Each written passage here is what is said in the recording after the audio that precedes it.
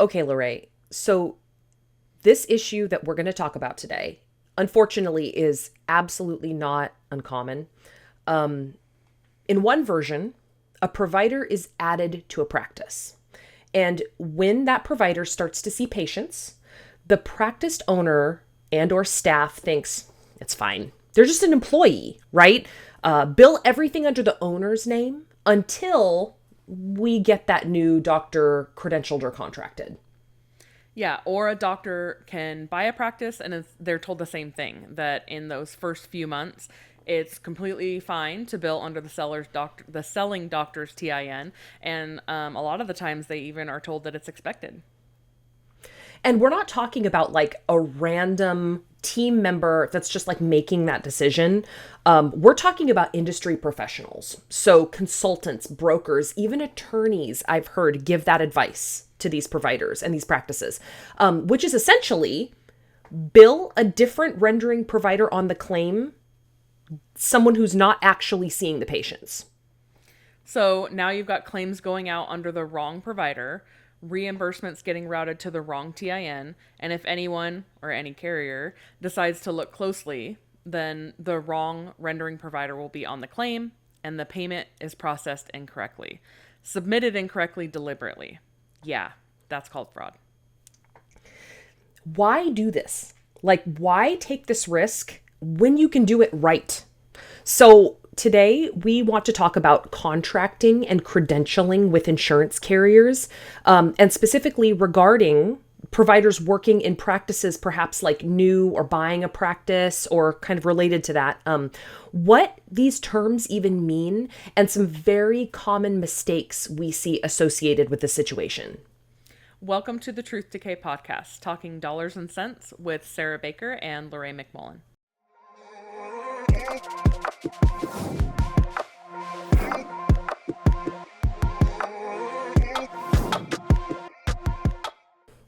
All right, Sarah, so right out the gate, let's talk about the difference between credentialing and contracting. So, as we go forward in this podcast, we're all on the same page, because I do think that it's pretty common for people to not understand that there not only is a difference, but what that difference is specifically. So, credentialing, which I think is the term that is not used nearly as commonly, right, is like a background check. It's when insurance companies verify that the provider is qualified to care for patients and their members. So things like a provider's current license, current malpractice insurance, where they went to school, their NPI number, their DEA certificate. So some carriers will ask for all of that information, but some only maybe just the license or maybe just providing the NPI. But regardless, credentialing means proving that you are a real dentist and you are able to see patients. Right. So again, credentialing, it's not about fees or reimbursement. What this part is, it's just basically about like, are you legit? Are you a real dentist? Do you have a real license? Are you a real person? Basically, can they trust you clinically? It's kind of like a background check on you. Yeah. So on the other hand, contracting, which is the term I think obviously most people are way more familiar with, that's the actual agreement with the carrier where you are accepting the deal that they've offered you, right? So this is where you negotiate, hopefully. Maybe you can do it or you can ask somebody to help you negotiate your fees. But you're accepting those fees that they'll reimburse you or allow you to bill up to for treatment. The terms of being in network, so processing policies. You can't bill this procedure with this procedure, right? If you are at a network, you can bill any procedures you want as long as the patient accepts it. But if you're in network, you have to, abide by their terms. Basically, all the fine print that affects how you get reimbursed. Right. So you can be credentialed and not contracted is basically what she's saying. So you Yep. could be credentialed with several plans and only maybe contracted or have a contract signed with one of them. So credentialing just gets you through the door, and contracting is what you agree to once you're inside that door. Absolutely. We actually have a future episode scheduled where we're going to go over the pros and cons of deciding to go in network if you choose to do that. So you can either go in network, get contracted, agree to all of those, terms and conditions. But then the flip side of that is that you get to say that you're in network and you get to be on a list and you get to tell patients that, hey, we have this fee schedule and it's a bit of a financial deal for you to come with us. We've been vetted, etc. But that's for a future, podcast. Today, we're specifically talking about like a sincerely rampant issue that we see in our industry. And it's related to this topic and specifically like claim submission issues. Whether or not you are in network, whether you're in network, you're fee for service, you're whatever, contracting and credentialing, it's a reality that like you basically can't avoid dealing with. I mean, patients are going to ask you to submit to their insurance. And you can absolutely say, you have to do it. Great. I mean, good luck to you, right? In saying that. Good luck Most keeping those dental patients. Exactly, right? When there's another dentist literally probably in the same shopping center that you could go, that they could go to and will send the claims, right? So basically every single, office that we work with does submit claims as a courtesy to their patients, right? That's a caveat that it's important for you to say. But let's today walk through 3 real life situations that we have personally encountered.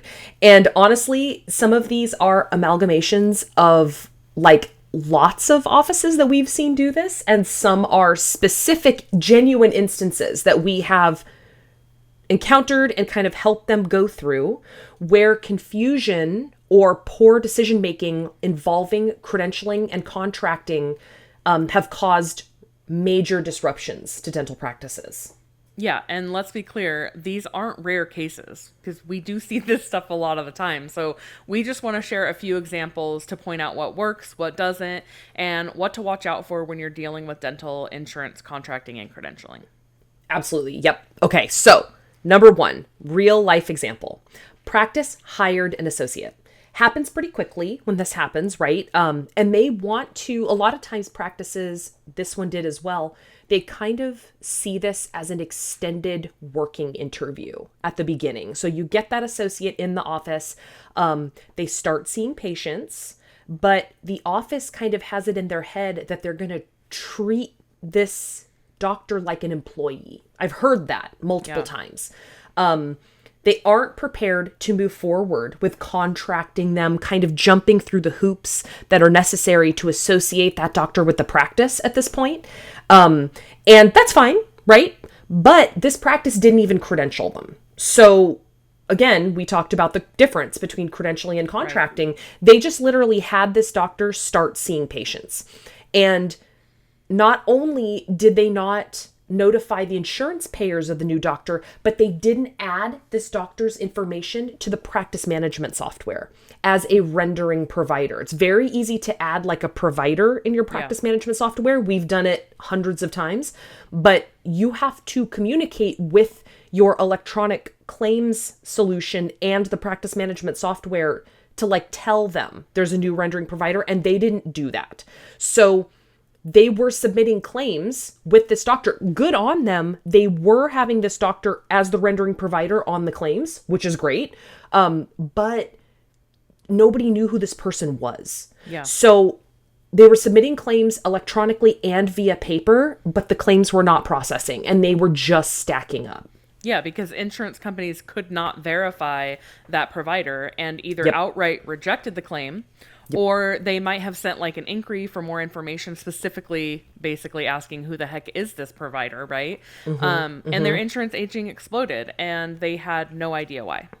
Yep. And so once we got in there, we realized what the 2 major problems were. Yeah. So the first was that they had never let their practice management software or their electronic claim submission solution like Vine or Dental Exchange or whoever was facilitating those claims getting sent electronically, they didn't let them know that there was a new provider ID that was attached to the tax ID number. Yeah. That's really important because it's all just zeros and ones, right? So if they don't know, if they haven't registered that provider ID number with that tax ID number, it's just going to reject all those claims, and they're just going to like live out in space, right? So the claims were not being transmitted electronically for this new doctor. The second issue was that the claims that were getting to the insurance companies, like by paper or however, right? The insurance companies had no record of this new provider. They were not credentialed, right? No one in the office had bothered to check with any insurance carrier to see if there was anything that needed to be done. They literally just started sending claims and kind of went, hope this works. And it didn't, a lot of it. So we helped them credential where they needed to credential. We helped work through those claims. We helped get the doctor registered with the electronic claim solution. And, we were able to follow up on everything. Yeah, and all of that is a mess that could have been avoided with one checklist and a little bit of follow-up. Second real life example. So Dr. Seller sold the practice to Dr. Buyer. And literally everyone, the lawyers, the sales broker, the consultant, even like conventional dental wisdom, I think that if you were to ask like most any person, told them it was okay to continue billing under Dr. Seller's tax ID number and license after the sale, after that transition, for an indeterminate amount of time, right? I am truly shocked at how prevalent this situation is. This is not... Almost every time, like legit. This is not just one example. This is like a Frankensteining of every sale practically we've ever seen, right? Yeah. So Dr. Buyer uses Dr. Seller's info. What that means is Dr. Seller is being listed as the rendering provider on all the claims, so that the claims will process as credentialed and or in network when it's potentially not Dr. Seller doing the treatment. So again, just to be clear, what is happening is the Dr. Seller's information is, so Dr. Buyer probably in the practice management software is signing the clinical notes. Their provider ID is being posted to all of the treatment, but the system is still set up so that Dr. Seller's information is automatically going on the claim by default without it actually being connecting to like who is being posted as being doing the actual treatment. Right. And then, so firstly, we just want to say we do understand your predicament. You're the new owner. You need all the money you can get. You just bought this practice. You need that cash flow to stay steady. We know, we get it. We truly do. If you find yourself in this position, taking over a practice before your network statuses are contracted or credentialed, it's very inconvenient. It sucks. Totally. But don't do it. That's the truth. And one we'll talk about a little bit more later. But the practical issues that caused that real immediate problem in the example, checks were being issued to Dr. Seller, and EFT payments kept going to Dr. Seller's bank account directly. So Buyer was doing the work, but Seller was getting paid since he was listed as the rendering provider, and it was all his information on the claims. I think sometimes, most of the time, this decision is made to try to streamline things, to try to avoid losing money, right? To try to avoid being processed as out of network. And this new doctor is faced with a situation where they're meeting all of these patients for the same time, these brand new patients that you want to keep coming to you and earning their trust. But like, it's just the wrong, there's a better way. And the way that the industry has been doing it for so long is to misrepresent this information.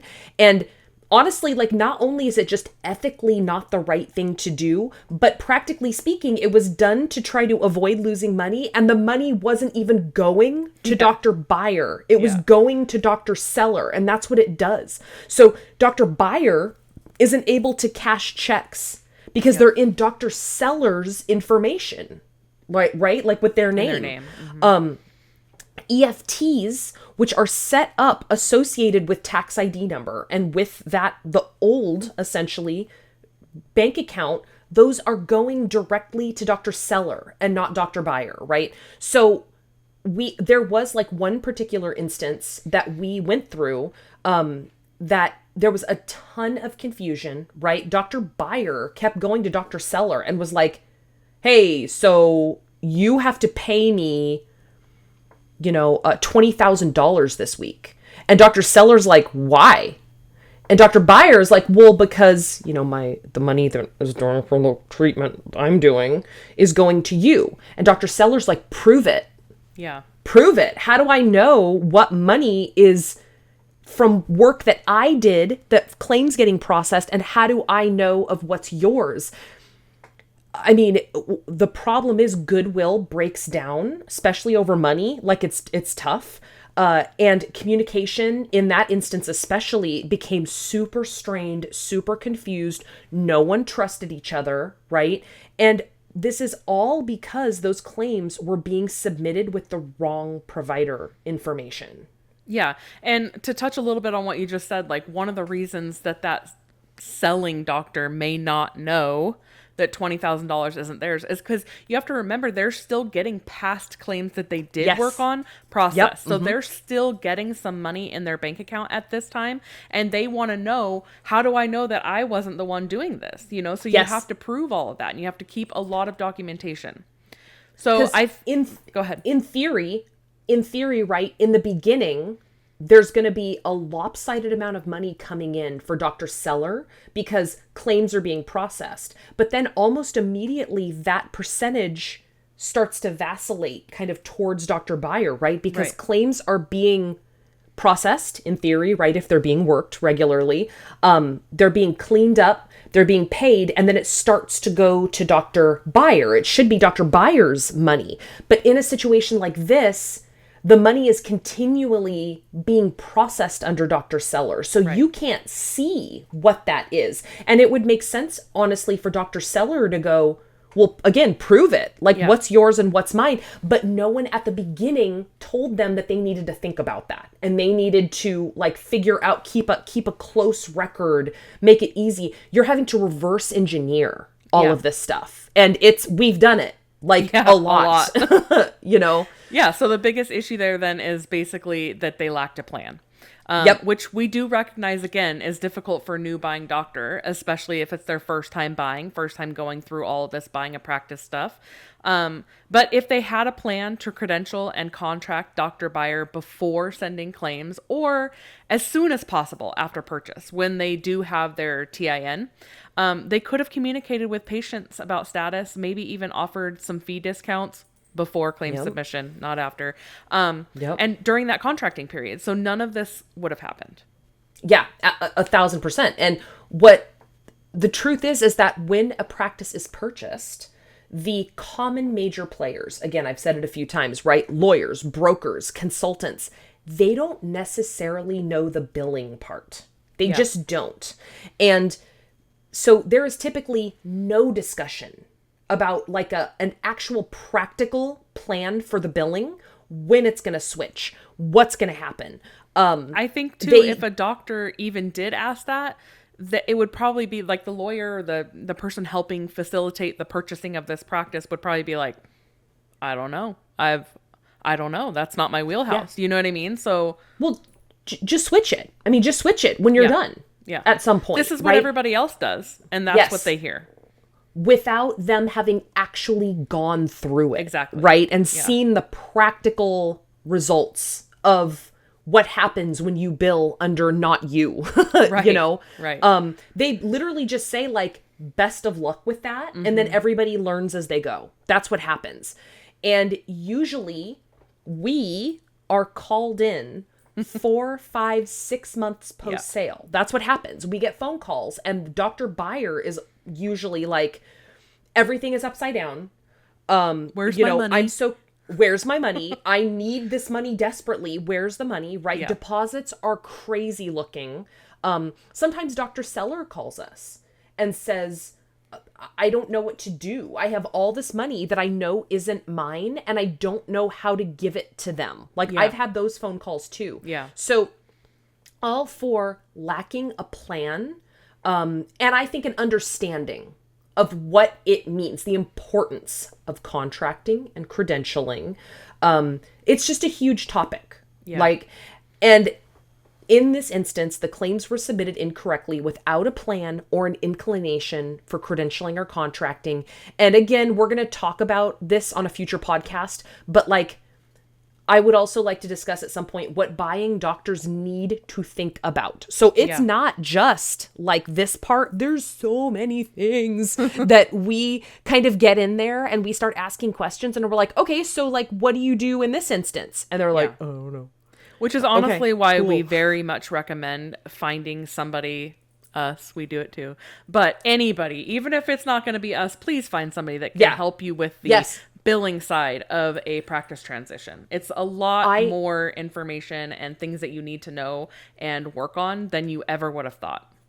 I genuinely say that to doctors and practices that call me sometimes. And if I can just kind of tell, like, maybe we're not going to be a good fit, right? Like maybe they're not ready financially to do something like us or whatever. I always tell them, like you just said, even if you don't go with us, this thing that we're talking about, you have to have a solution for. Figure it out. So if it's not us, like, take this information and fill this gap because it's vital that you do. So otherwise you're just trying to unbury yourself and it becomes so much more convoluted and hard to handle.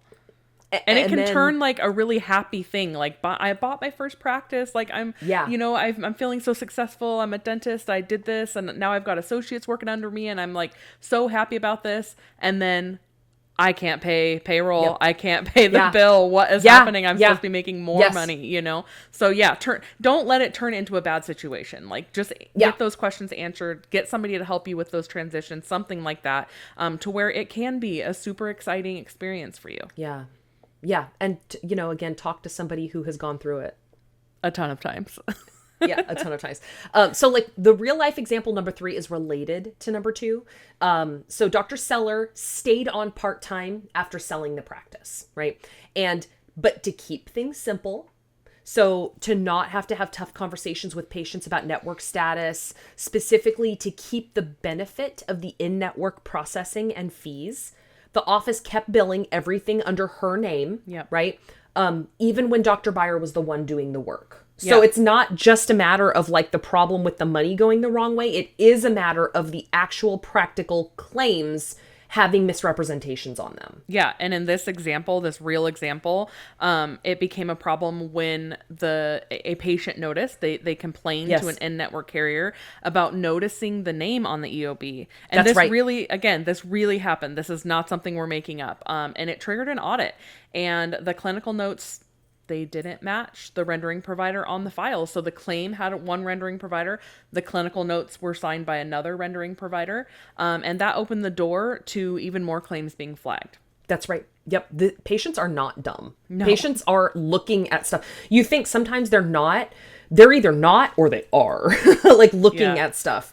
And the patient saw it was Dr. Seller's name, not just the practice name, but like Dr. Seller's name. Yeah. And the patient was like, I didn't see Dr. Seller. I just met Dr. Byer. Why isn't Dr. Byer? And this patient called their insurance and like said, I didn't see this doctor. And it was like, it was to the races after that.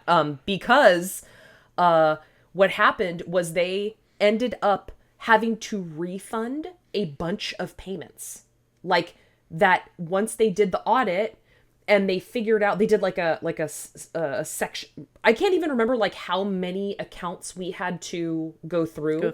But every account where there was a mismatch, they had to refund it, and it was reprocessed. And it was such a hit to this Dr. Byer, who obviously new doctor, kind of struggling, trying to earn trust for their patients, right? And the patients are getting notifications that money is being refunded back.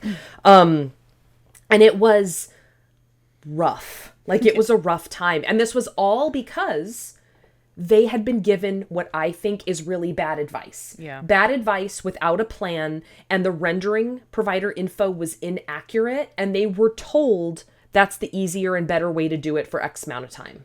Yeah. So basically, every one of these examples we went over today ties back to the same problem, which is not understanding credentialing and not following protocol and trying to shortcut something that it does have real legal and financial weight. So Yeah.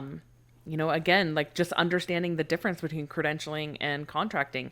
Just because you're not in network or contracted with a specific insurance does not mean that you don't have to credential. You do have to credential.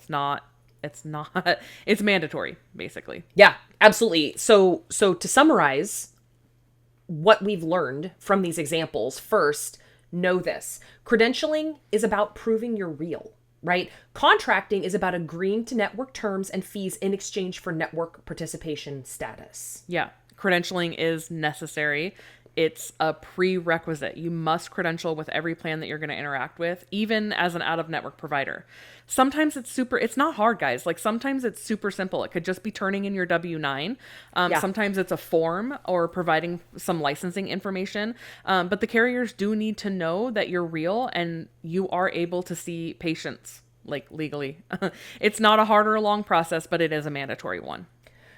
Something I wanted to point out too is I think a term that maybe more people are familiar with is the term re-credentialing. Yeah. Because re-credentialing happens typically once every 3 years is kind of industry standard. Sometimes it's a little different. Depending on the insurance company, I think. Exactly. Yeah. Yes. But so even if you are in network or out of network and you have been for a while, every once in a while, you will get a form from your insurance carrier. Here in California, Delta, I believe does it every 3 years. You'll get a form that says you are required to re-credential. So that just means they want to check to see if you're still legit, right? Like, send us a copy of your license. Your malpractice insurance, your DEA license, your all that stuff. If you do not send that stuff, they will start rejecting your claims. Yeah. So I've seen another dentist actually lose their network status because they didn't, like, they had signed the contract with Delta, and then it just so happened that their re-credentialing was that like 8 months later, and they ignored it. Because they thought, oh, well, I've already done this. Yeah. So they ignored it, and then their contracting status dropped. And they were literally, Delta was like, you're not a real provider, so we're not going to process any claims from you. Yeah. So re-credentialing is just them continuing to figure out that you're real. But that credentialing process in the beginning is a necessary evil that, which is why we're talking about it. Yeah. So another thing to note is that you cannot backdate claims. Yeah. Can't backdate claims. Don't be tempted. Don't do it. Don't do it. Don't backdate claims. You have to represent the actual date you saw the patient for treatment, right? So start these processes, these credentialing or contracting, as early as possible. So again, I know, like we've mentioned, that this happens fast. Sometimes you kind of all of a sudden you're like, oh, I'm going to be the owner in the next week. Like, oh, wow, this all signed real fast. But as soon as you're buying a practice, like, get your tax ID number. As soon as you know what your name is going to be and you have your NPI, all that stuff, get a tax ID number and start the credentialing and the contracting process immediately. You can do that. If you're an associate, as soon as you know that you're going to be seeing patients at the location, or the office does it for the associate, get the ball rolling and keep a master checklist of all the stuff you need to do. Yeah. In fact, we actually have a provider onboarding and credentialing checklist that we will link in the show notes on this episode. Yes. And again, hopefully we've really pushed this, but never, ever submit under someone else's name, license, or NPI just to keep things simple. Yeah. Please don't. Because you don't know if the associate is going, just because, like, if you don't know the associate is going to stay, like, that's what I hear often. Again, it's a working interview. We don't know if they're going to stay. If the doctor is seeing patients, they are not a regular employee. Doctors are different than hygienists. or your assistants. It is what it is. So they have to be on the claim as a rendering provider. Yep. They have to. It's just the way it is. If you don't do it that way, you are involved in fraud on some level, right? So full stop. And it'll cost you more in lost time, lost payments, and potential legal fees, and then obviously stress than just doing it right the first time. Yeah, I mean, we know how stressful it is to go into an office and see them doing that, and we're like, oh, and we have to like alert them and try to be like, look, we're not pointing fingers, we're just trying to help you out here, but like, we have to get this fixed. Like, this has to be fixed. Absolutely. Yeah. All right, Sarah. So, what are the top takeaways for today then? Cool beans. Hopefully, we've been clear, but credentialing is a separate required step from contracting. Yeah. Submitting claims under incorrect or outdated provider information can trigger audits and or payment issues.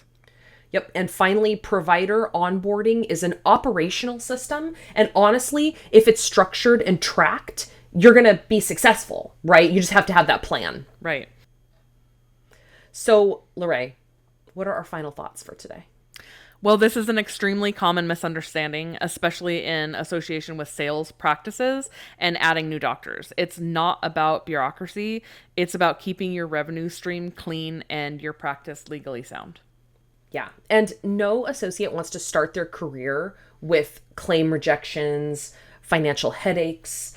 No practice owner wants to begin an associate relationship with confusion and delayed payments. Yeah. Certainly, a new practice owner doesn't want to, I can tell you, you don't want what we've seen. Yeah. You don't want it. Yeah. So set the entire process and yourself up for success. And hopefully we've said some things today that you can take away. If you're thinking about buying a practice, you've just bought a practice, maybe you're experiencing some of the things that we've said. You can get out of it. And I highly recommend that you reach out to someone that knows what they're talking about. Yep. Again, because a lot of the financial or a lot of the professionals that you've talked to through your sales situation don't understand what is happening to you or will happen to you. So please reach out to a professional. So if you liked what you heard today, please consider subscribing on whatever platform you are listening on. You can send us an email at hello@thetruthDecayPodcast.com. Check us out at sddentalsolutions.com. We love answering questions. Yep. Address any issues you might have. Please call us and ask us about what we're talking about today. We would love that. You can also find us on LinkedIn. Both Sarah, myself, and our SD Dental Solutions have our own LinkedIn. You can find us on Instagram, and you can also find us on Facebook. So yeah, just any of those platforms, come and say hello. Thank you guys so much for listening to all this. Hopefully you liked it, and we will see you in the next episode. Yep. Bye. Bye.